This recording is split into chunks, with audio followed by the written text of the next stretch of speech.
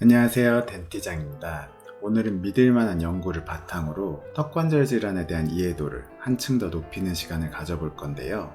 오페라 연구라고 해서 턱관절 질환의 발생과 지속에 기여하는 생물학적, 심리사회학적, 환경적, 유전적 요인을 규명하기 위해 설계된 첫 대규모 전향적 연구가 있습니다. 이 연구를 위해 역학, 통증 메커니즘, 턱관절 질환 진단, 기능 유전체학, 통계 유전학, 생물 정보학, 생물 통계학 분야의 세계적 전문가들이 함께 참여했고요.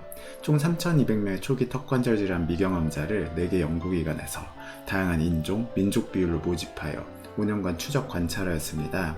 이 연구는 전향적 코호트 연구로서 의미가 큰데요. 코호트 연구란 어떤 공통된 특성을 가진 사람들을 일정 기간 추적 관찰하며 특정 질병이나 사건이 발생하는지 여부와 그 원인을 파악하는 연구입니다. 후향적 연구에 비해 시간과 자원이 더 많이 들지만 고품질의 근거를 제공하는 데 적합하죠. 본격적으로 연구 결과를 알아보기 앞서 제 유튜브 화면 왼쪽 아래 터치 후 제품 보기를 통해 구강내과 전문의가 개발한 찜질팩을 구매해 관절염을 포함한 턱관절 질환 치료를 가속화하시길 바랍니다. 그럼 본격적으로 연구 결과를 알아보면요. 사회 인구학적 특성부터 살펴보죠. 턱관절 질환의 자연 경과는 충분히 연구되지 않았으나 진단된 환자의 33에서 49%는 5년의 관찰 기간 동안 증상이 완화되었고 나머지 환자들은 증상이 지속되거나 반복되었습니다. 성별 나이 측면에서 살펴보면요. 여성에게서 질환의 빈도가 일관되게 더 높게 나타났고요. 성인에서는 연령대별 유병률이 역유자형 패턴을 보이며 40대에서 가장 높고 젊은 층과 고령층에서는 더 낮습니다. 또한 턱관절 통증 발생과 관련된 주요 임상 요인은 다른 통증 질환의 존재이며 흥미롭게도 초기 턱관절 질환의 임상 소견 자체는 질환의 진행과 크게 관련되지 않는 것으로 나타났습니다. 이 말을 다시 자세히 설명드리면요. 턱관절 질환이 처음 생길 가능성이 높은 사람들은 이미 다른 신체 부위에 만성 통증, 가령 요통, 두통, 전신 통증 등을 경험하고 있는 경우가 많다는 뜻이고요. 초기 턱관절 질환의 임상 소견, 즉 턱관절의 잡음, 압통, 개구량 등은 시간이 지나면서 턱관절 질환이 심해지거나 만성화됐는지 아닌지를 예측해주지 못한다는 뜻입니다. 즉, 처음에 턱관절 질환 진단을 받을 때 증상이 심해 보여도 그것이 꼭 장기적으로 더 악화되거나 지속된다는 의미는 아니라는 뜻이죠. 반대로 초기에는 가벼워 보여도 나중에 더 심해질 수도 있다는 것을 암시합니다. 왜 그럴까요? 턱관절 장애는 단순한 구조적 문제만이 아니라 심리적 요인, 통증 민감성, 유전적 요인 등 다양한 요소들이 복합적으로 작용하는 질환이기 때문입니다. 통증 민감도 측면으로 넘어가 볼게요. 통증 증폭이란 말초 및 중추신경계에 일어나는 여러 생리적 변화로 인해 통증 자극에 대한 지각 반응이 과도하게 증대되는 현상을 의미합니다. 통증 증폭에 영향을 미치는 기전은 통증 억제 시스템의 기능 저하와 통증 촉진 경로의 기능 강화를 모두 포함하는데요. 이는 유전적 특성에 의해 선천적으로 결정된 특성일 수도 있고 시간이 지나면서 생물학적 변화나 환경적 요인에 의해 후천적으로 발생할 수도 있습니다. 몇 안 되는 턱관절 질환 발병에 대한 전향적 연구 중 하나에 따르면 기저 상태에서 다른 만성 통증 질환이 존재할 경우 이후 턱관절 질환과 같은 만성 통증 질환이 생길 확률이 높아지는 것이 가장 일관된 예측 인자였습니다.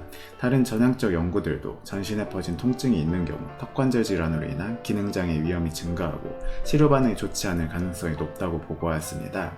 또한 임상적으로 턱관절 장애가 처음 발병한 사람들을 대상으로 한 전향적 연구에서는 유해자극에 민감한 사람이 그렇지 않은 사람보다 턱관절 장애가 발생할 확률이 2.7배 높았다는 것을 보여줬고요.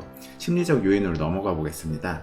통증 증폭 외에도 다양한 심리적 요인들이 턱관절 통증 발생의 잠재적 위험인지로 지목되어 왔는데요.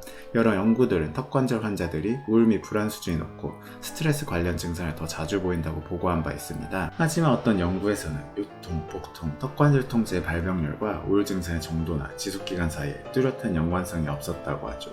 즉 중등도 이상의 우울 증상을 가진 사람들이 우울 증상이 없는 사람들보다 턱관절 질환에 걸릴 가능성이 반드시 더 높지는 않다는 결과입니다. 하지만 신체 자극이 높은 사람은 TMD 발생 위험이 2배 이상 증가하는 것으로 보고된 바 있는데요. 신체 자각이라 임상적으로 설명되지 않는 다양한 신체 증상을 과도하게 인식하거나 보고하는 경향을 말합니다. 장기 연구에서는 신체 자각 점수가 높은 환자들이 5년 뒤에도 안면 통증이 지속될 가능성이 높았으며 신체 자각 점수가 치료 후의 통증 수준을 예측할 수 있는 요소가 된다 보고했죠. 신체 자각은 또한 다음과 같은 것들과 밀접하게 관련되어 있습니다. 전신 통증, 촉진 시 통증을 느끼는 근육 부위 수, 급성 턱관절 장애에서 만성 턱관절 턱관절 장애로의 이행, 마지막으로 유전적 요인으로 넘어가 볼게요. 통증 민감성과 심리적 특성에 영향을 주는 유전적 변이는 신체적 혹은 정서적 스트레스 같은 환경적 요인과 결합하여 턱관절 질환의 취약한 표현형을 만들어낼 수 있습니다. 턱관절 장애는 다요인성 질환으로 간주되기 때문에 다수의 유전적 변이들이 턱관절 장애의 발병과 지속 위험에 기여할 것으로 예상되고요. 고속 유전자 분석 기술의 발전으로 턱관절 질환과 관련된 많은 유전자들이 밝혀지고 있습니다. 오페라 연구팀과 타 연구자들은 비교적 적은 인원의 표본을 통해 콤트, 베타2, 아드레날린 수용체, 세로토닌 운반체 유전자에서 통증 처리 및 TMD 발병 위험과 유의미한 연관성을 밝혀냈죠. 오늘은 턱관절 질환과 관련되어 가장 믿을만한 연구를 소개해드렸는데요. 다음 시간에도 근거 중심으로 턱관절 질환에 대한 이해도를 한층 더 높여드리도록 하겠습니다. 오늘 영상은 여기까지고요. 도움이 되었다면 구독과 좋아요, 알림 전체 설정 맞춰주세요. 감사합니다.